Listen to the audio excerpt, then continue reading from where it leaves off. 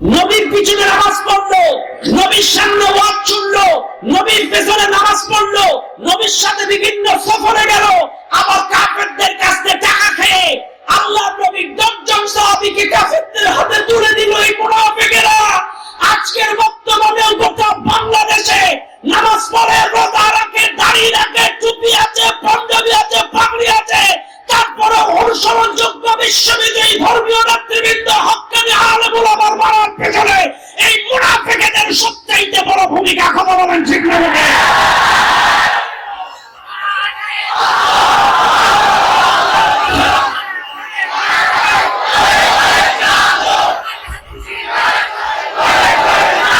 কথা বলেন ঠিক না? ঠিক।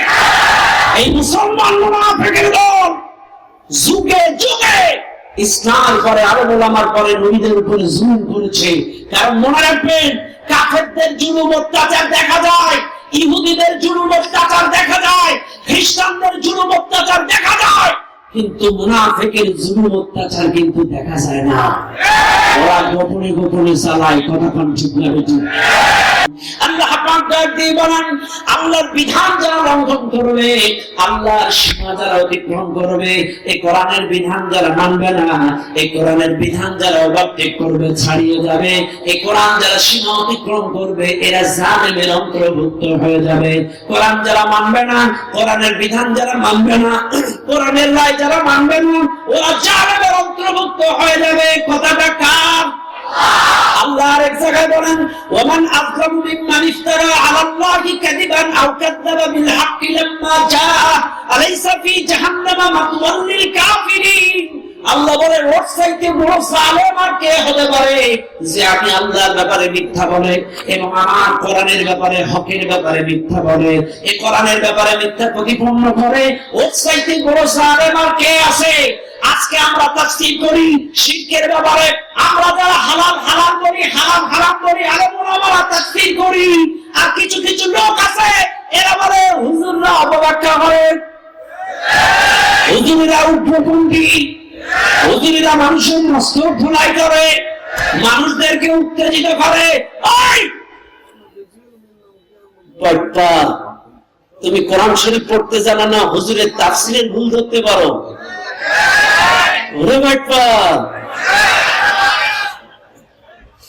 কোরআন শরীফ পড়তে পারে না, হুজুরের তাফসীর ভুল ধরে, বলে হুজুরেরা অপব্যাখ্যা করে, মানুষদেরকে ভুল ভাল ভাষায় উত্তেজিত করে।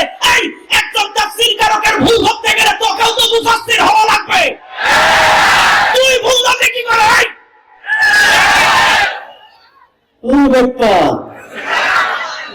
একজন তাফসীরকারকের ভুল ধরতে গেলে তোকেও মুফাসসির হওয়া লাগবে।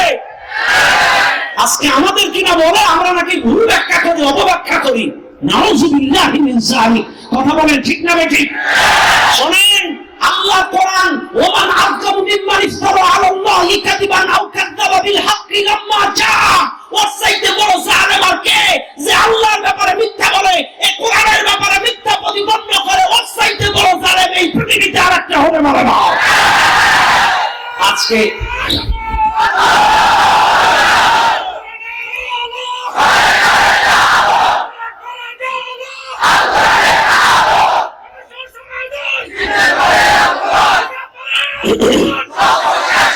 শুনেন,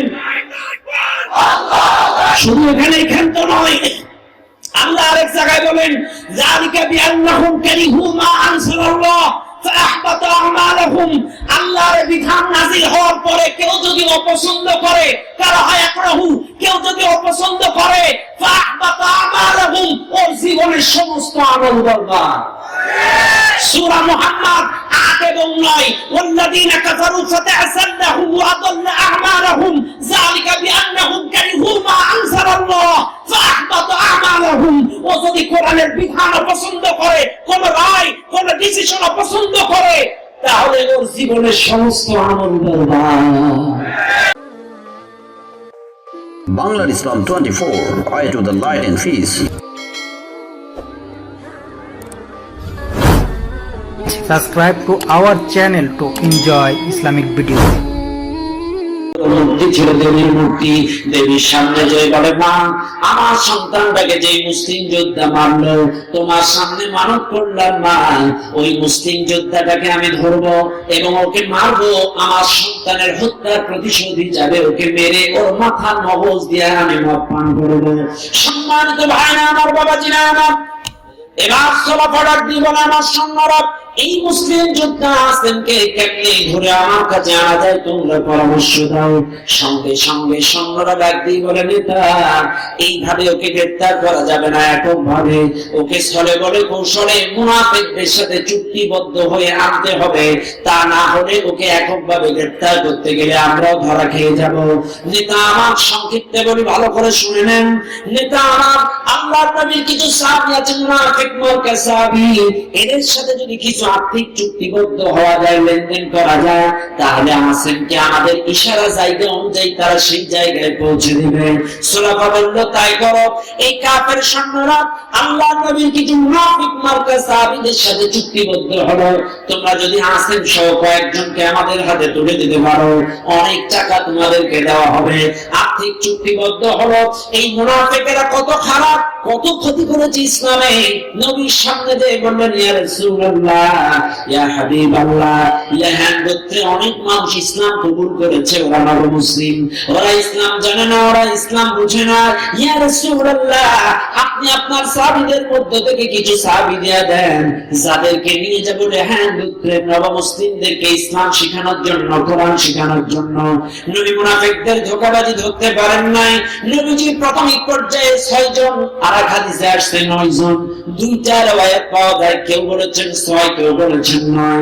9 জন সাহাবীকে যখন তুলে দেওয়া হলো, হযরতে আল্লাহর নবী যখন তুলে দিলেন মুনাফিকদের হাতে, এই মুনাফিকেরা 9 জন সাহাবীর দিকে তাকায় লক্ষ্য করলেন, এই 9 জনের মধ্যে আসেন পড়ে নাই, কারণ কাফেরদের সাথে চুক্তিবদ্ধ হয়েছে।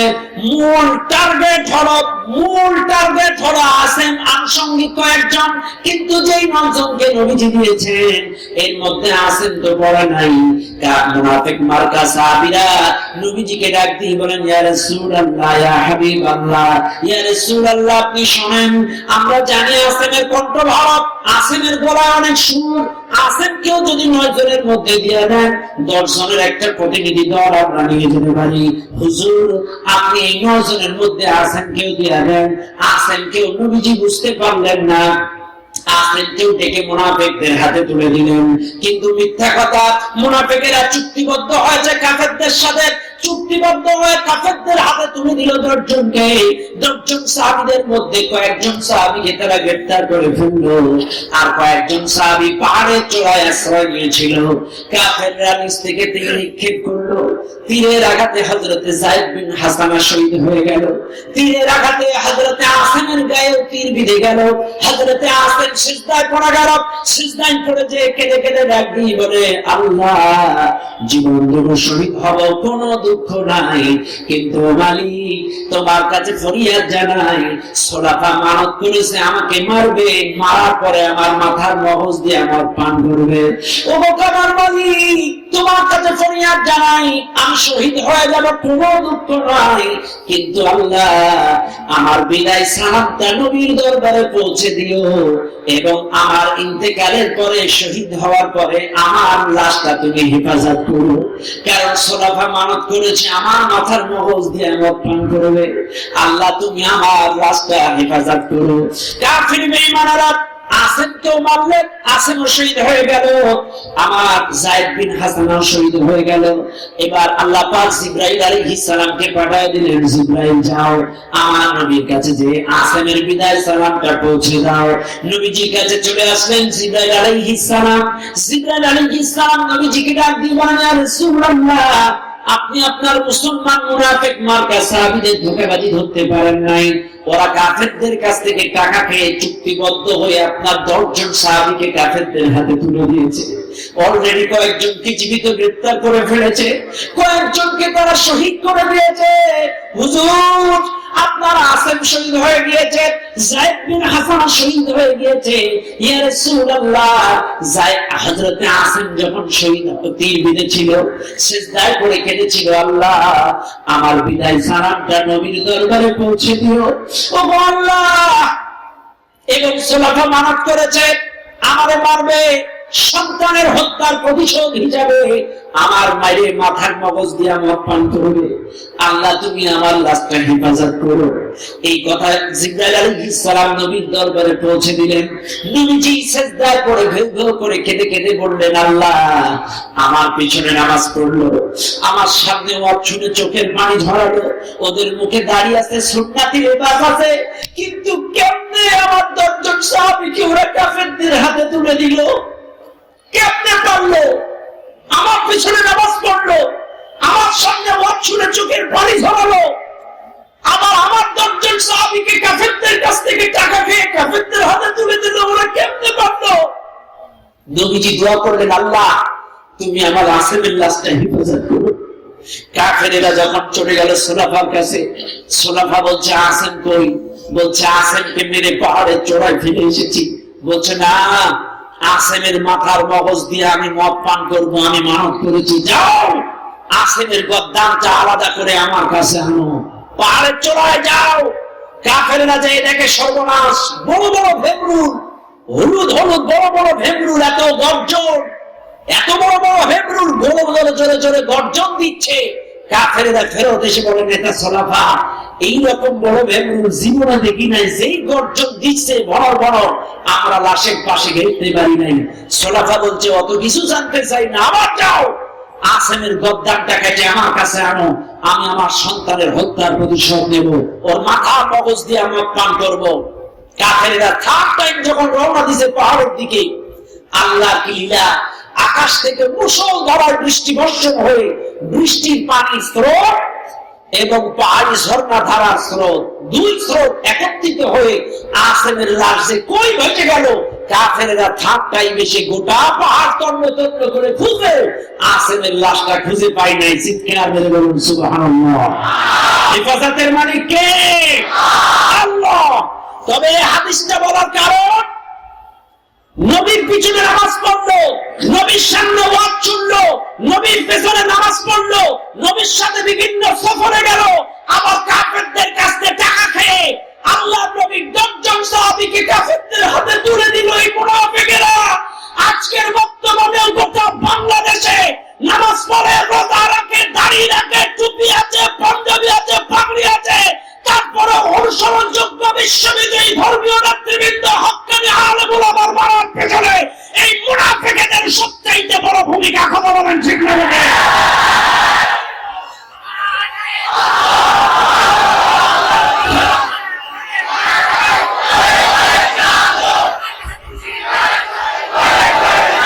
কথা বলেন ঠিক না?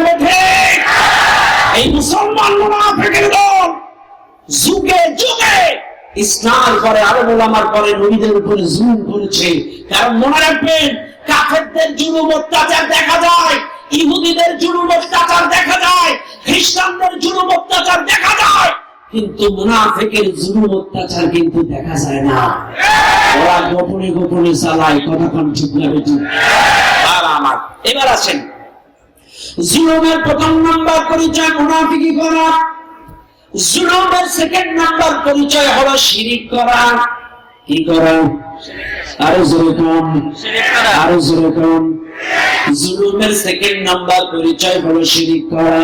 আল্লাহ পাক বলেন, ইন্নাশ শিরকা লাযুলমুন আযীম।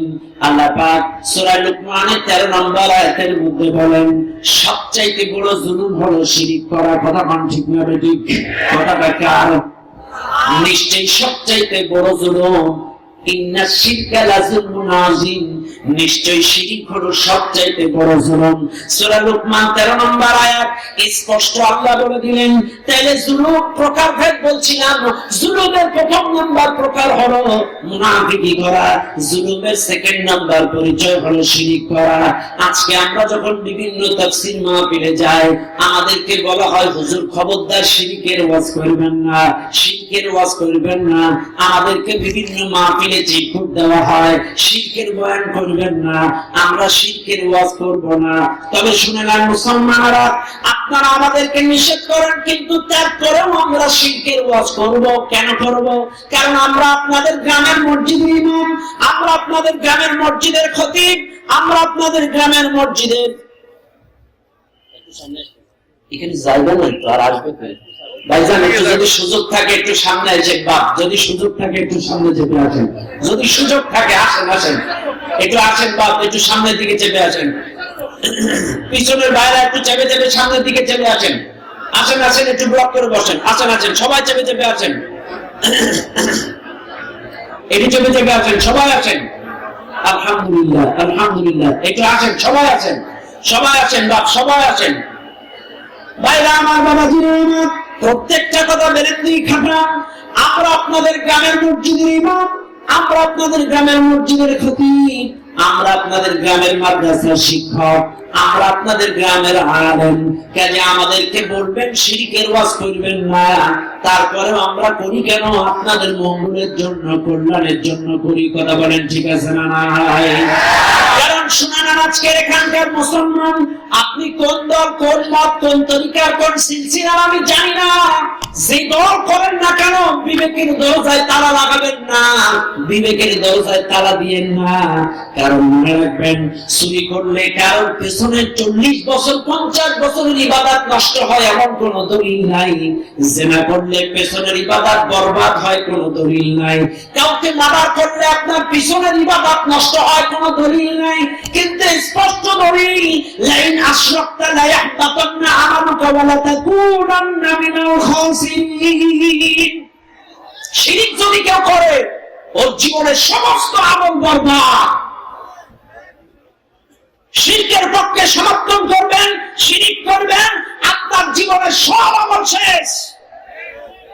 আরে আমরা কেন শিরকের ওয়াজ করি শোনেন, যদিও এটা বর্তমান সময় আমাদের নিষেধ বলা যাবে না, কিন্তু স্পষ্ট আয়াত শোনেন, মা কানা লিন-নাবিয়্যি ওয়াল্লাযীনা আমানু আন ইস্তাগফিরু লিল-মুশরিকিন ওয়ালাউ কানু উলি কুরবা মিন বা'দি মা তাবায়্যানা লাহুম।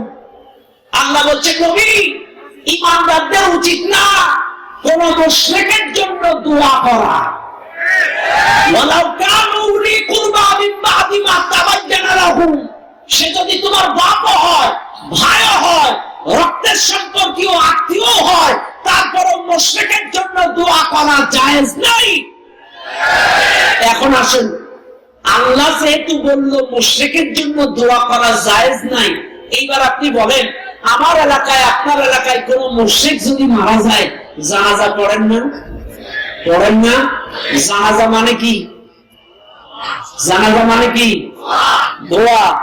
তাইলে আল্লাহ বলছেন, আমানু আন ইস্তাগফিরু লিল মুশরিকিন, ঈমানদাররা মুশরিকের জন্য দোয়া করা জায়েজ নাই। তাইলে এর জানাজা পড়া, জানাজা পড়া, কোন মুশরিক মারা গেলে জানাজা পড়া জায়েজ নাই। কাজে শুনে নেন, আমরা আপনার মসজিদের ইমাম, আপনার মসজিদের খতিব, আমারও তো বউ পোলাপান আছে, চাকরি বাঁচাইতে গেলে বাধ্য হয়ে আপনার জানাজা পড়াইতে হবে। চাকরি বাঁচাইতে গেলে আর তো জানাজা পড়ান লাগবে, নাইলে আর চাকরি থাকতো না। এখন চাকরি বাঁচাইতে গেলে যদি জানাজা পড়াইতে হয়, আল্লাহ বলছে মুশরিকের জানাজা পড়াবো না, কারণ মুশরিকের জন্য দোয়া করা জায়েজ নাই। আল্লাহ বলছে আমানু আন ইস্তাগফিরু লিল মুশরিকিন, মুশরিকের জন্য দোয়া করা জায়েজ নাই। আবার জানাজা পড়া যদি দোয়া হয়, আমরা ইমাম ওযু ছাড়া পড়াবো। কথা বলেন কেন? ওযু করে জানাজা পড়াইলে যদি দোয়া হয়, ওযু ছাড়া পড়াবো, তাহলে তো আর দোয়া হবে না। ঠিক আছে না নাই? ঠিক আছে না নাই? আরে ভুল বুঝবেন না, সবচাইতে বড় জুলুম হলো শিরক। ইন্না শিরকা লাযুলমুন আযীম, নিশ্চয় শিরক হলো সবচাইতে বড় জুলুম। আমরা একটু শক্ত গলায় বলি বলে আপনাদের খারাপ লাগে, একটু নরম করে আজকে বলতেছি, একটু নরম করে শোনেন। কিয়ামতের ময়দানে সব হাদিস সব মাসলা সব জায়গায় বলতে নাই, তারপরে বলছি। কিয়ামতের ময়দানে ইব্রাহিম আলাইহিস সালামের বাবা নাম ছিল আজর। ইব্রাহিম নবীর বাবার গলায় রশি দিয়া ফেরেশতারা টানতে টানতে জাহান্নামে নিয়ে যাবে, টানতে টানতে জাহান্নামে নিয়ে যাবে গলায় রশি দিয়া। একজন নবী হিসাবে ইব্রাহিম নবী ইচ্ছা করলে তো বাবার জন্য সুপারিশ করতে পারে যে আল্লাহ আর বাবার ছেড়ে দাও, বলতে পারে, কিন্তু বলবে না। আল্লাহ বলেছে আমানু আন ইস্তাগফিরু লিল মুশরিকিন, ঈমানদারেরা মুশরিকের জন্য দোয়া করা জায়েজ নাই। এইজন্য ইব্রাহিম নবী দোয়া করবে না। মনটা খারাপ, অন্ধকার, আরশের দিকে চাইছে, বলবেন আল্লাহ তুমি তো কইছো তোমার বন্ধুদের বেইজ্জতি করবে না। আল্লাহ লক্ষ কোটি মানুষের সামনে আমার বাবার গলায় রশি দিয়ে ফেরেশতারা জাহান্নামে নিয়ে যাবে, এইটা কি আর জন্য বেইজ্জতি না? এইটা কি আমার বাবার জন্য বেইজ্জতি না? আল্লাহ বলবেন ইব্রাহিম আমি বুঝছি তোমার বাবার গলায় রশি দিয়ে ফেরেশতারা জাহান্নামে নিয়ে যাও, তোমার বিষয়টা খারাপ লাগছে রে ইব্রাহিম, তোমার যাতে খারাপ না লাগে আমি ব্যবস্থা করে দিয়েছি। ইব্রাহিম তুমি নিচের দিকে তাকাও। হযরত ইব্রাহিম আলাইহিস সালাম আরশের দিক থেকে নিচের দিকে তাকায় দেখে একটু আগে তার বাবার গলায় রশি দিয়া ফেরেশতারা জাহান্নামে নিয়ে যাচ্ছিল, এখন একটা শূকরের গলায় রশি দিয়া ফেরেশতারা জাহান্নামে নিয়ে যায়। ইব্রাহিম আলাইহিস সালামের পিতা ছিল মুশরিক। কিয়ামতের মানুষেরা যেন চিনতে না পারে এটা নবীর বাবা, এর জন্য তার আকৃতি চেঞ্জ করে দিয়ে শূকর বানাইছে, তারপরও তাকে ক্ষমা করে নেই। এই জন্য আমরা বলি শিরিক করো না, বিবেকের দরজায় তালা দিও না, কারণ শিরিক হলো সবচাইতে বড় জুলুম। জুলুমের দ্বিতীয় নাম্বার পরিচয় শেষ, এবার আছেন 3 নাম্বার। 3 নাম্বার জুলুমের পরিচয় হলো আল্লাহর বিধান লঙ্ঘন করা। আল্লাহ পাক ডাক দিয়ে বলেন وَمَن يَتَعَدَّ حُدُودَ اللَّهِ فَأُولَئِكَ هُمُ الظَّالِمُونَ। আল্লাহ পাক ডাক দিয়ে বলেন আল্লাহর বিধান যারা লঙ্ঘন করবে, আল্লাহর সীমা যারা অতিক্রম করবে, এই কোরআনের বিধান যারা মানবে না, এই কোরআনের বিধান যারা ওভারটেক করবে, ছাড়িয়ে যাবে, এই কোরআন যারা সীমা অতিক্রম করবে, এরা জালেমের অন্তর্ভুক্ত হয়ে যাবে। কোরআন যারা মানবে না, কোরআনের বিধান যারা মানবে না, কোরআনের রায় যারা মানবে না, ওরা জালেমের অন্তর্ভুক্ত হয়ে যাবে। কথাটা কার? আল্লাহ এক জায়গায় বলেন ওমান আযলামু মিম্মান ইফতারা আলাল্লাহি কাযিবান আও কাযাবা বিল হাক্কি লাম্মা জাআ আলাইসা ফি জাহান্নামা মাতওয়াল লিল কাফিরিন। আল্লাহ বলে ওর চাইতে বড় জালেম আর কে হতে পারে যে আমি আল্লাহর ব্যাপারে মিথ্যা বলে এবং আমার কোরআনের ব্যাপারে হকের ব্যাপারে মিথ্যা বলে, এই কোরআনের ব্যাপারে মিথ্যা প্রতিপন্ন করে। ওর চাইতে বড় জালেম আর কে আছে? আজকে আমরা তাফসীর করি শিরকের ব্যাপারে, আমরা যারা হালাল হালাল করি, হারাম হারাম করি, আলেম ওলামারা তাফসীর করি, আর কিছু কিছু লোক আছে এরা বলে হুজুররা অপব্যাখ্যা করে, হুজুরেরা উগ্রপন্থী, হুজুরেরা মানুষের মস্তক ধুলাই করে, মানুষদেরকে উত্তেজিত করে। ওই বাবা তুমি কোরআন শরীফ পড়তে জানো না, হুজুরের তাফসীরের ভুল ধরতে পারো। ওরে বাবা কোরআন শরীফ পড়তে পারে না, হুজুরের তাফসীর ভুল ধরে, বলে হুজুরেরা অপব্যাখ্যা করে, মানুষদেরকে ভুল ভাল ভাষায় উত্তেজিত করে। এই একজন তাফসীরকারকের ভুল ধরতে গেলে তোকেও তো মুফাসসির হওয়া লাগবে। তুই ভুল ধরতে কি করে? ওরে বাবা একজন তাফসীরকারকের ভুল ধরতে গেলে তোকেও মুফাসসির হওয়া লাগবে। আজকে আমাদের কিনা বলে আমরা নাকি ভুল ব্যাখ্যা করি, অপব্যাখ্যা করি। নাউযুবিল্লাহি মিন যালিক। কথা বলেন ঠিক না ঠিক? শুনেন আল্লাহ কোরআন ওমান আযলামু মিম্মান ইফতারা আলাল্লাহি কাযিবান আও কাযাবা বিল হাক্কি লাম্মা জাআ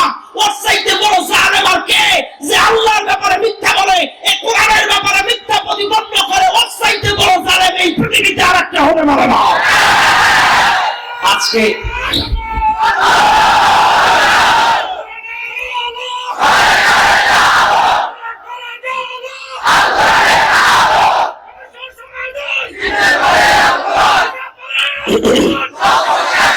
শুনেন,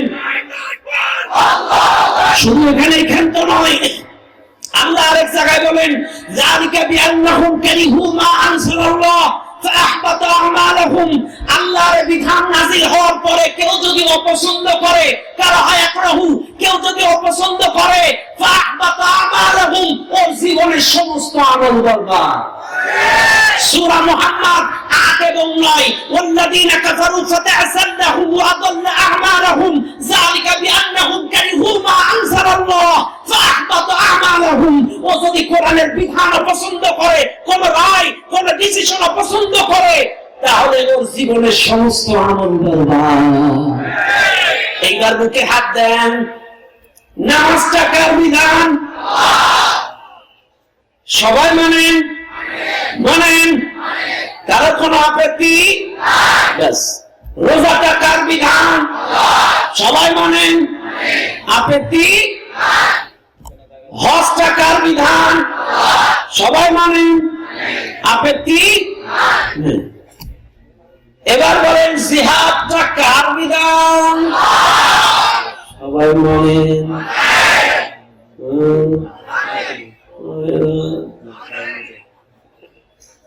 আমারে ভুল বুঝবেন না, আপনি বিবেকের কাছে প্রশ্ন করেন। নামাজটা আল্লাহর বিধান, তাই আপনারা মানেন। রোজাটা আল্লাহর বিধান, তাই আপনারা মানেন। হজটা আল্লাহর বিধান, তাই আপনারা মানেন। কিন্তু ওয়াজাহাদু ফি সাবিলিল্লাহ, আল্লাহর রাস্তায় জিহাদ করতে হবে, এটাও তো আল্লাহর বিধান। এটা যারা মানবে না, ওরাও জালেমের অন্তর্ভুক্ত হয়ে যাবে। নামাজ আল্লাহর বিধান মানেন, রোজা আল্লাহর বিধান মানেন, হজ আল্লাহর বিধান মানেন, কিন্তু চোর চুরি করলে চোরের হাত কেটে দাও, এটাও তো আল্লাহর বিধান। আর সারিকু সারিকাতু, এটা কার বিধান? কার বিধান? তাহলে নামাজ মানেন, রোজা মানেন, হজ মানেন, কিন্তু চোরের হাত কাটো।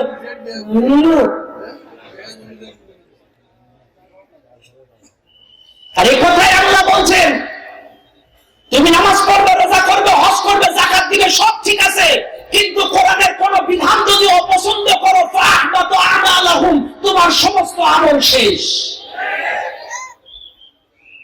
কিন্তু চুরির বিধানটা মানলে তো লস। মঞ্চে দেওয়া সাধু বক্তব্য দিতে পারবে না। সোনার বাংলাদেশ দুর্নীতি মুক্ত করব, কথার কথা। আর একটা এক্সাম্পল দিই, আমি আর এলাকার চেয়ারম্যান, করোনার সময় তেল চুরি করে হাত কাটা গেছে, বুঝবেন? কিন্তু করোনার সময় খাটের তলায় তেল ভর্তি ধরা খাইছি, আমি কিন্তু চেয়ারম্যান, আমার হাত কোরআনের আইন অনুযায়ী কাটা গেছে। কোরআনের আইন অনুযায়ী আর হাত কাটা। আপনাদের মাহফিলের প্রধান বক্তা, আমার কিন্তু একটা হাত কাটা চুরির দায়। এখন আমি ওয়াজ করছি, বাবারা চুরি করবেন না, চুরি করা হারাম। আপনারা কি বলবেন? আপনারা তোমার হাত কাটা গেল,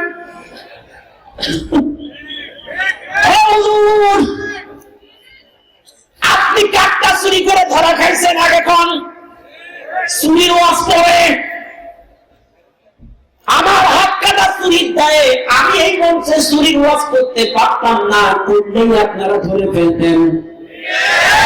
ও মুসলমান, এটা যেমন বাস্তব, আজকে চুরির আইনটা যদি সবাই নামাজের মতো মেনে নিত, নামাজটা যেমন আল্লাহর বিধান, চুরিটাও যদি সবাই হাসি চিত্তে মেনে নিত, তাইলে করোনার সময় খাটের তলায় তেল ভর্তি লোক ধরা খাইতো না।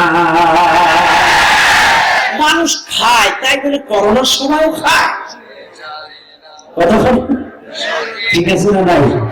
ভাইরা আমার, বাবাজিরা আমার, এই জন্য মনে রাখবেন প্রত্যেকটা কথা। আল্লাহর বিধান যদি কেউ অপছন্দ করে, আল্লাহর বিধান যদি সীমালঙ্ঘন করে, আল্লাহর বিধান যদি অতিক্রম করে, তাইলে লোকটা জালেমের অন্তর্ভুক্ত হয়ে যাবে। এটা গেল তৃতীয় নম্বর। এইবার আছেন চতুর্থ নম্বর, বেশি ব্যাখ্যা দিব না। এবার আসেন চতুর্থ নম্বর। ভাইরা আমার, বাবাজি আমার, চতুর্থ নম্বর, আমার কথা ভালো করে মনে রাখবেন মুসলমানেরা। চতুর্থ নম্বর আল্লাহ পাক বলেন, ওয়া মান লাম ইয়াহকুম বিমা আনজালাল্লাহু ফাউলাইকা হুমুজ জালিমুন। আল্লাহর কোরআন চতুর্থ নম্বর জুলুমের পরিচয় হলো আল্লাহর বিধান দিয়া বিচার ফয়সালা না করা। এই কোরআন দিয়া যারা বিচার ফয়সালা করে না, এই কোরআন দিয়া যারা সালিশ করে না, এই কোরআন দিয়া যারা বিচার ফয়সালা করে না, ওরাও জালেম, ওরাও জালেম, ওরাও জালেম। ওয়া মান লাম ইয়াহকুম বিমা আনজালাল্লাহু ফাউলাইকা হুমুজ জালিমুন। কথাটা কার? আর জোরে কোন কার? এইবার বুকে হাত দেন মুসলমানেরা, ভালো করে প্রত্যেকটা কথা বেরেন দিয়ে খাটাবেন। আপনি বিচার করলেন, মেম্বার হন, আপনি চেয়ারম্যান হন, আপনি এমপি হন, আপনি মন্ত্রী হন, আপনি ব্যারিস্টার হন, আপনি জজ হন, বড় বিচারপতি হন, আপনি যদি কারোর বিরুদ্ধে মিথ্যা একটা রায় দেয়া দেন, এটা আপনি তার প্রতি জুলুম করলেন। আপনি যদি কারোর বিরুদ্ধে মিথ্যা রায় দেয়া যদি যাবজ্জীবন জেলে পাঠান, এটা তার প্রতি জুলুম করলেন। আপনি যদি মিথ্যা সালিশ করে একজন গরিবের বিরুদ্ধে রায় দেয়া দেন, এটা জুলুম করলেন। শুনে নেন, জেনে নেন, আজ আছি কাল নাই, কিন্তু সত্য কথা বলে যায়। মনে রাখবেন, জুলুম এত খারাপ, এত খারাপ। আপনার মিথ্যা রায়ের কারণে যদি কারণ জীবন চলে যায়, আপনার মিথ্যা রায়ের কারণে যদি যাবজ্জীবন জেল হয়ে যায়, আপনার মিথ্যার মামলার কারণে কেউ যদি এলাকা ছাড়া হয়ে যায়, ওই মিথ্যা মামলা, মিথ্যা হামলা, মিথ্যা রায়, এটা জুলুম করলেন। আর এই জুলুম করার কারণে ওই মাজলুম যদি চোখের পানি ফেলে দোয়া করে, মাজলুমের চোখের পানি আল্লাহর কাছে কবুল হয়ে যায়। আল্লাহর নবীর হাদিস, ওয়াত্তাকুল্লাহ দাওয়াতাল মাজলুম فإن ليس بينه وبين الله الحجاب। মাজলুমের বদদুয়া আর আল্লাহর মধ্যে কোনো পর্দা থাকে না। মাজলুম যদি চোখের পানি ফেলে দোয়া করে, আল্লাহর সকল পর্দা সরে যায়, মাজলুমের দোয়া কবুল হয়ে যায়। কাজে কারোর বিরুদ্ধে জুলুম করেন না, কারোর বিরুদ্ধে জুলুম করেন না। ওই মাজলুম যদি একবার চোখের পানি ফেলে দোয়া করে, আপনার জীবন বরবাদ হয়ে যাবে, আপনি শেষ হয়ে যাবেন। আপনার সন্তান, আপনার পরিবারের পরে এত এত অসুখ বিসুখ বালা মুসিবত লেগে থাকবে, আপনি কল্পনাও করতে পারবেন না। একটা ছোট্ট এক্সাম্পল আজকে আপনাদেরকে দেয়া যায়। শুনেন দুনিয়া মুসলমান বাবাজিরা, জুলুম যে কত খারাপ তার একটা উদাহরণ আজকে আপনাদের সামনে দেয়া যায়। এক অত্যাচারী যুবক, মনে রাখবেন মুসলমান বাবাজিরা, এক যুবক চার রাস্তার মোড়ে দাঁড়ায়া, এলাকার চার রাস্তার মোড়ে দাঁড়ায়া যুবকটা জোরে জোরে বলতেছে, এলাকার ভাইরা, তোমরা আমার মতো অত্যাচারী যুবক হইও না, আমার মতো জালিম হইও না, মানুষের উপরে জুলুম, অত্যাচার, নিপীড়ন চালাইও না, খবরদার তোমরা আমার মতো অত্যাচার হবে না। এই কথা যখন বলছে, এক হুজুর এসে ডাক দিয়ে বলে, বাবা তুমি প্রতিদিন এই মোড়ের মাথায় দাঁড়ায় একই বক্তব্য দাও যে আমার মতো জালেম হইও না, অত্যাচারী যুবক হইও না, তুমি একই বক্তব্য প্রতিদিন দাও কেন, কোন কারণে জানতে চাই। যুবকটা ডাক দিয়ে বলে, হুজুর শোনেন, আমি যে কেন এই কথা বলি তা তো জানেন না। শুনেন হুজুর, এই বক্তব্যটা দেওয়ার মূল কারণ, এক এলাকা, আমার এলাকার পাশে একটা নদী আছে, এই নদীর পাশে আমি একদিন গিয়েছিলাম দুপুর বেলায়, যাই দেখি এক জেলে মাছ মারতেছে। মনে রাখবেন মুসলমানেরা, এই জুলুমের পরিণতি কত খারাপ ভয়াবহ হতে পারে তার একটা প্রমাণ। আমার যুবক বলতেছে, আমি নদীর কিনারায় যে দেখি জেলে মাছ ধরতেছে, জেলে চেয়েছি গেলাম, জেলে তুমি মাছ পাইছো নাকি?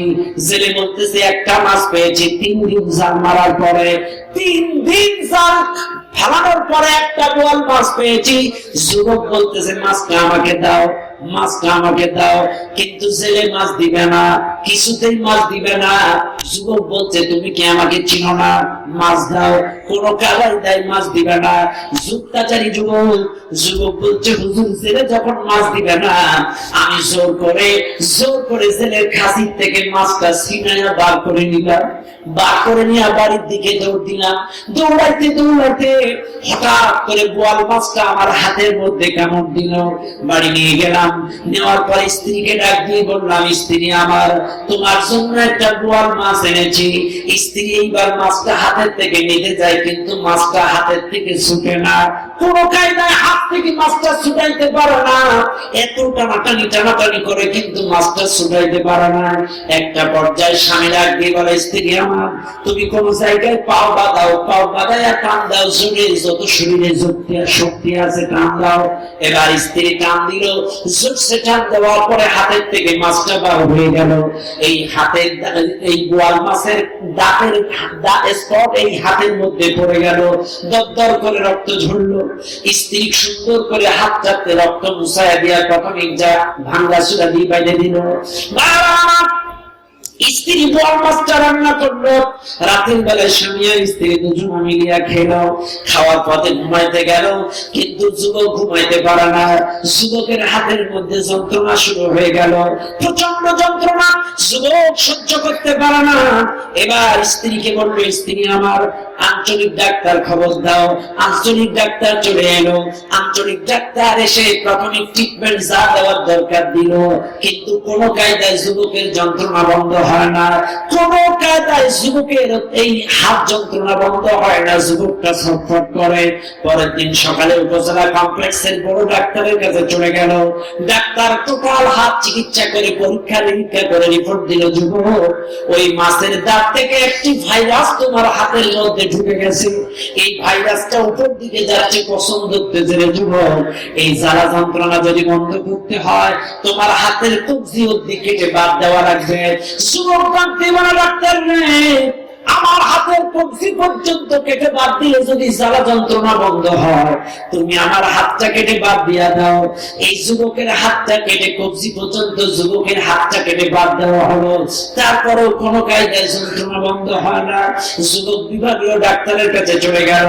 বিভাগীয় ডাক্তার টোটাল হাত ট্রিটমেন্ট করে পরীক্ষা নিরীক্ষা করে ডাক দিয়ে বলে, যুবক তোমার হাতের যে কন্ডিশন, এই ভাইরাসটা উপরের দিকে যাচ্ছে, হয়তো তোমার কবজি পর্যন্ত কেটে বাদ দিলে যন্ত্রণা ভালো হয়ে যাবে, এই ভাইরাস আর উপরে উঠতে পারবে না। কোন অবধি হাতটা কেটে বাদ দিল, তারপরেও যুবকের যন্ত্রণা বন্ধ হয় না, ছটফট করে। একটা পর্যায়ে ডাক দিয়ে বলে, ডাক্তার মুসলিম ডাক্তার ডাক দিয়ে বলে, যুবক রে মনে হয় তোমার বিরুদ্ধে কারোর বদদুয়া লেগে গেছে, হয়তো বা তোমার বিরুদ্ধে কারোর কোন বদদুয়া লেগে গেছে। ও যুবক দেরি করো না, তুমি কি কারোর বিরুদ্ধে কোন জুলুম করেছো নাকি? তোমার বিরুদ্ধে হয়তো কারোর চোখের পানি পড়ে গিয়েছে, বদদুয়া করেছে, যার কারণে তোমার এই হাতের অবস্থা। এইবার যুবক ডাক দিয়ে বলে, ডাক্তার রে বিগত 3 দিন আগে আমি এক জেলের কাছ থেকে জুলুম করে অত্যাচার করে তার মাছটা ছিনায় নিয়েছিলাম, যার কারণে হয়তো বা ওই লোকটা আমার বিরুদ্ধে বদদুয়া করতে পারে। তার অবস্থার কারণে ওই বদদুয়ার পরিপ্রেক্ষিতে হয়তো আমার হাতের এই অবস্থা।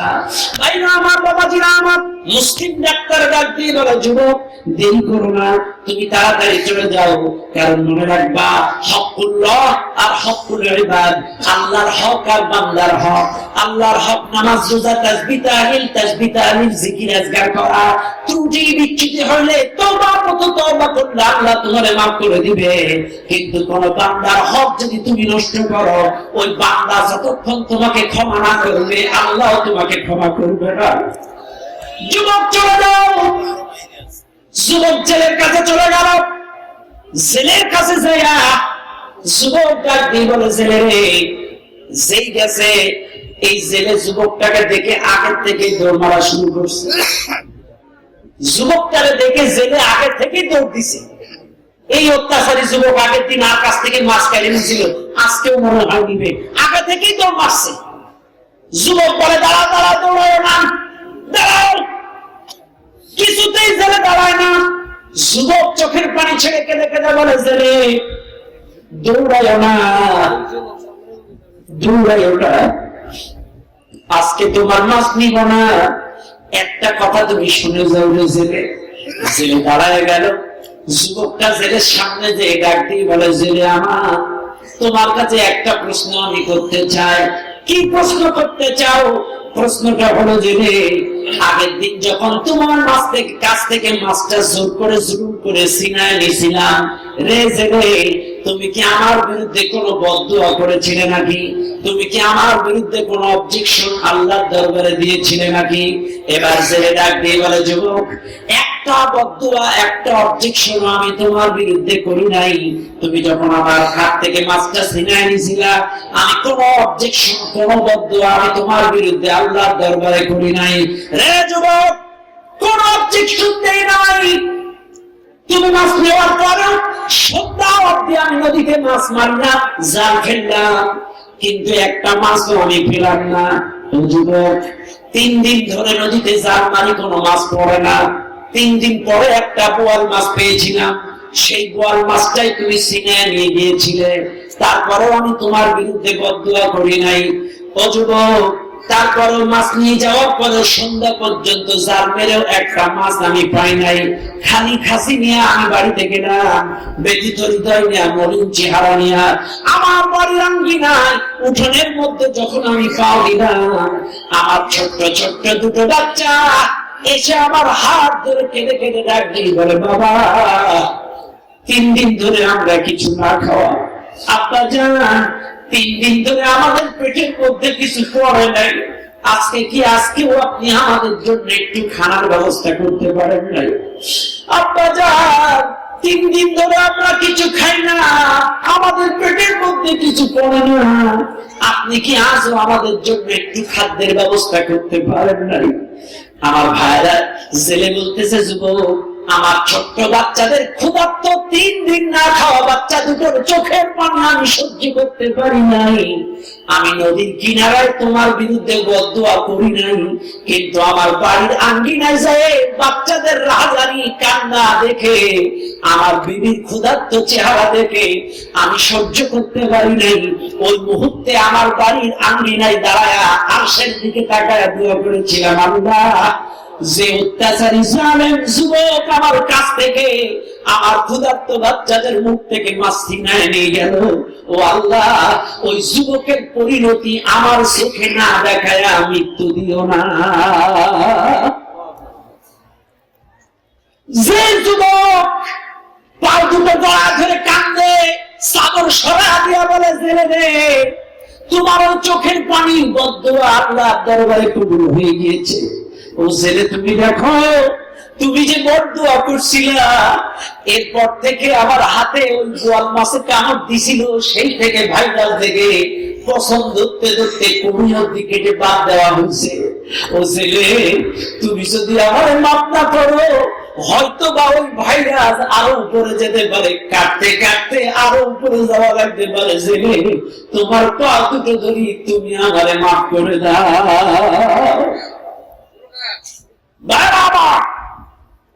জুলুমের পরিণতি কত ভয়াবহ! এই ছেলের পানি কবুল হয়ে গেল। এই জন্য ভাইরা, আজ আছি কাল নাই, জুলুম মুক্ত জীবন করেন। আপনার কথার দ্বারা, ব্যবহারের দ্বারা, অর্থের দ্বারা, ক্ষমতার দ্বারা, রাজনীতির দ্বারা কেউ যেন কষ্ট না পায়, কেউ যেন আঘাত না পায়। কারো চরিত্র হরণ করবেন না, কাউকে উগ্রবাদী, জঙ্গিবাদী, তালেবান, ধর্ষক নাম দিবেন না। ওয়ালা তালমিসু আনফুসাকুম ওয়ালা তানাবাসু বিল আলকাব বিসাল ইসমুল ফুসুক বা'দাল ঈমান ওয়া মান লাম ইয়াতুব ফাউলাইকা হুমুজ জালিমুন।